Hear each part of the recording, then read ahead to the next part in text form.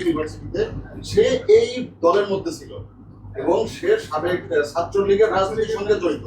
তাহলে আপনারা কেন লুকাচ্ছেন এটা? 6 জনকে আমরা ধরতে পেরেছি, এর মধ্যে 4 জন যেটা আমরা একেবারে স্পট থেকে ধরেছি। ওনার একজন নাম হচ্ছে ফরাদ বিন মোশাররফ, একজন হচ্ছে ইয়াসিন হাসান, মোবাশ্বের আহমেদ ও ওয়াকিল মাহমুদ। এদের প্রত্যেকের যেমন ফরাদ বিন মোশাররফ, ওনার বাড়ি হচ্ছে গাইবান্ধা। তো এইভাবে যে বিভিন্ন জায়গায় বিভিন্ন অঞ্চলের এরা আছে, তো ওদেরকে আমি ধরছি। আর আজকে যে দুজনকে ধরা হয়েছে ইউনিভার্সিটিতে সে এই দলের মধ্যে ছিল এবং সে সাবেক ছাত্রলীগের রাজনীতির সঙ্গে জড়িত। তাহলে আপনারা কেন লুকাচ্ছেন এটা? নাকি অন্য ওইটা আমরা এখনো পাইনি। এটা আমরা ইতিমধ্যে বলেছি, আমরা এটা খুব গুরুত্ব দিয়ে তদন্ত করছি। এখানে ঘটনায় যে জড়িত থাকুক না কেন, কাউকে বিন্দু মাত্র ছাড় দেওয়া হবে না।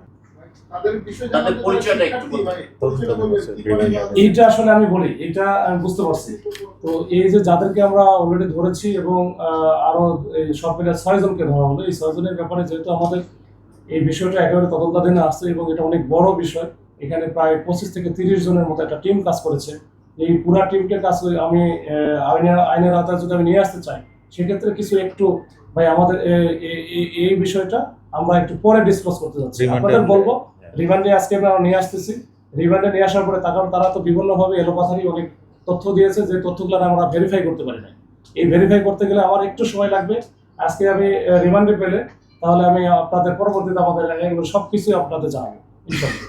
ভাই, স্বরাষ্ট্র উপদেষ্টা মাঝে মধ্যে নিরাপত্তা ব্যবস্থা দেখতে মধ্যরাতে তিনি ঘুরে বেড়াচ্ছেন এবং আমি যেটা দেখতে পেরেছি যে চেকপোস্ট ব্যবস্থা জোরদার করা হয়েছে, টহল জোরদার করা হয়েছে।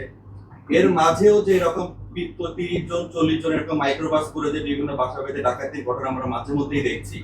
এদিকে গোয়েন্দা ব্যর্থতা নাকি টহল বা জোরদার বা চেকপোস্ট যারা বসিয়েছেন তাদের নিয়ে মানে গাফিলতি আপনারা দেখছেন?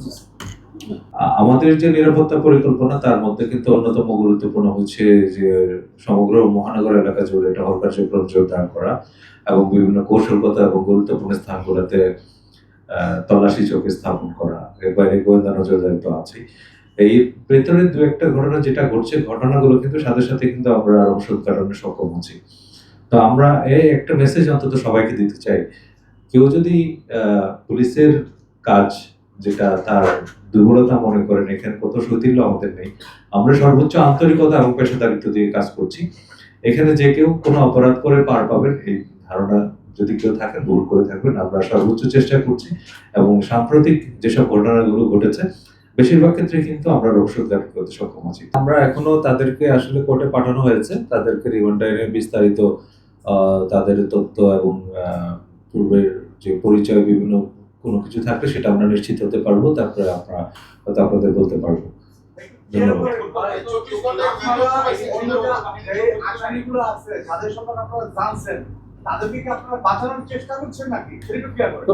না, এখানে আসলে কোনো অপরাধীকে কোনো রকম ছাড় দেওয়ার কোনো অবকাশ নেই। আমরা তাদেরকে সর্বোচ্চ শাস্তি যেন পায়, আইনের আওতায় যেভাবে আসে সেই চেষ্টায় আমরা করছি।